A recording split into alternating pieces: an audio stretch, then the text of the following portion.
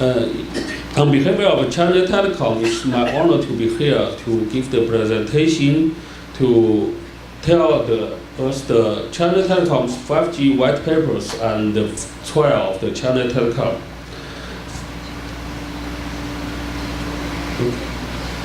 Firstly, I have a brief introduction of the China Telecom. China Telecom has the largest network infrastructure in the world. We have the #1 optical network.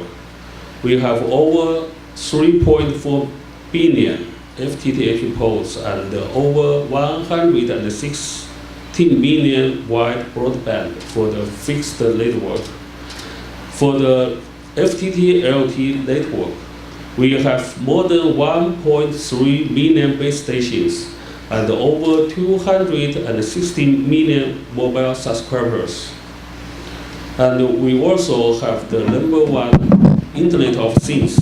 We have more than 400,000 NB-IoT base stations and more than 100 million IoT connections. This is the brief instruction of China Telecom. And then I will introduction.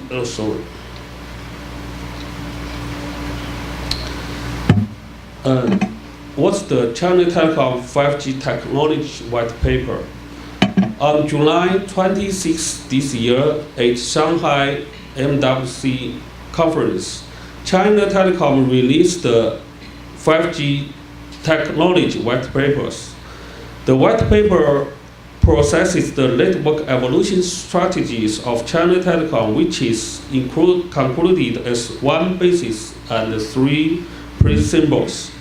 For the one basis, we see that 4G and 5G networks will coexist for a long time. We don't think that the 5G network can only exist only. And for the three principles, the first one is the multi-network convergence. That means 2G, 3G, 4G, and 5G. The second one is phase-by-phase migration. We think that the migration is not one step. Maybe we should do this step by step. And the third one is that the cost efficiency. That means we should decrease the cost and the capex and the opex. So we think that the standalone network is the preferred. For the voice service, we think that it will fall back to the LTE network. So how to interworking with the 4G and 5G? Maybe for different carriers may have a different choice. There are two choices. We know that is standalone and non-standalone. For China Telecom, we think that standalone will achieve real 5G. Standalone, because there are four reasons. The first one is that standalone network is the target of the network evolution. We know that both standalone and non-standalone can achieve 4G and 5G interworking, but the standalone is the target network solution which can avoid frequent network upgrade and reduce the complexity of the terminals. Means that the device will be cheaper and will be easy to implementation. Okay, and for standalone network requires less upgraded. For non-standalone, based on the EPC, requires frequent network upgrade to evolve to standalone. For non-standalone, based on 5G, LTE eNodeBs need to be upgraded to eLTE. In these cases, 4G and 5G dual connectivity is hard to be realized between different vendors. Means that the same vendors should be covered with the 5G and the 4G networks. For the standalone network can provide more new services. Standalone network support 5G new feature like network slicing, edge computing. For the terminal, standalone is also lower cost. I have mentioned just now. So this is our solutions that China Telecom will choose the standalone to achieve the 5G. For the 5G target network architecture, we think that three-core network architecture based on the SDN and NFV, which can be flexible deployed according to different scenarios. We think that the control cloud, access cloud, and the forwarding cloud. In those three clouds, we can complement the 5G functions.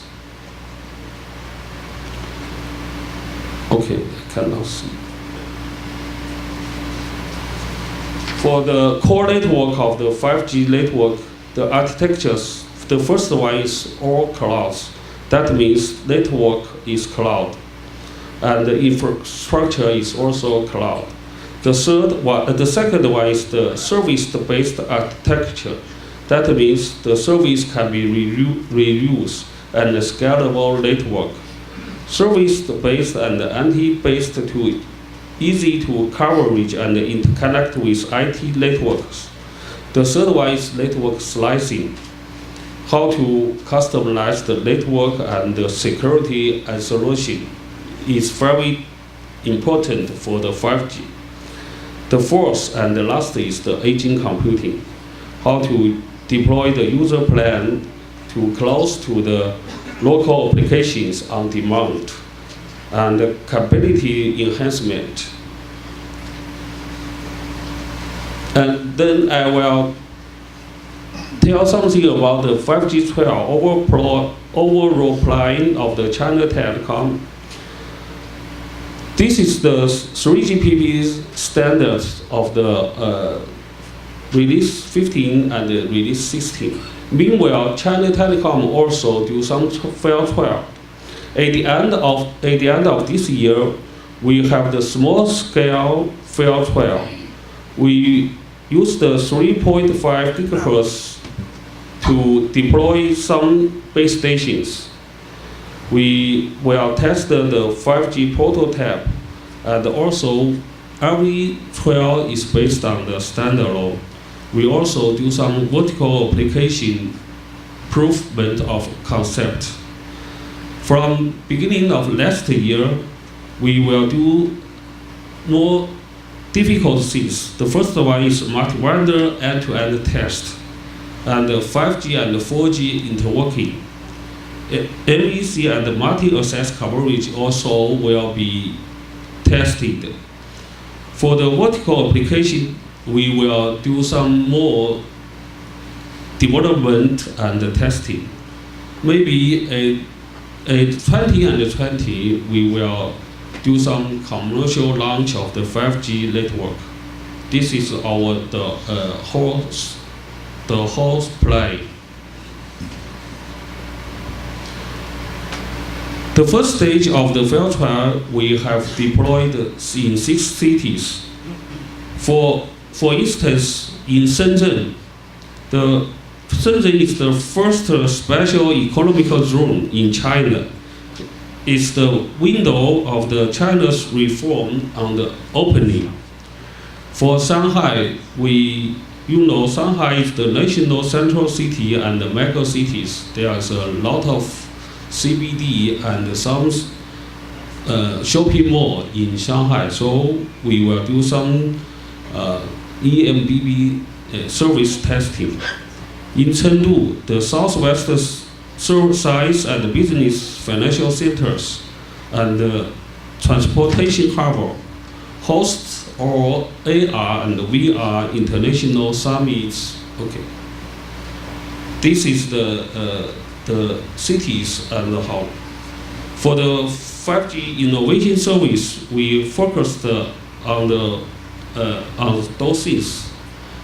Excuse me. Okay, the first one is network slicing for the smart grid, and the second one is the remote control bus, which we have do some testing in Shenzhen.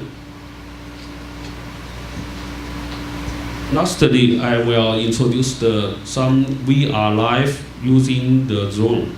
China Telecom successfully demonstrated VR Live via a drone which covering the first CPE based on 5G chipset. The services use the EMBD. That's my presentation. Thank you.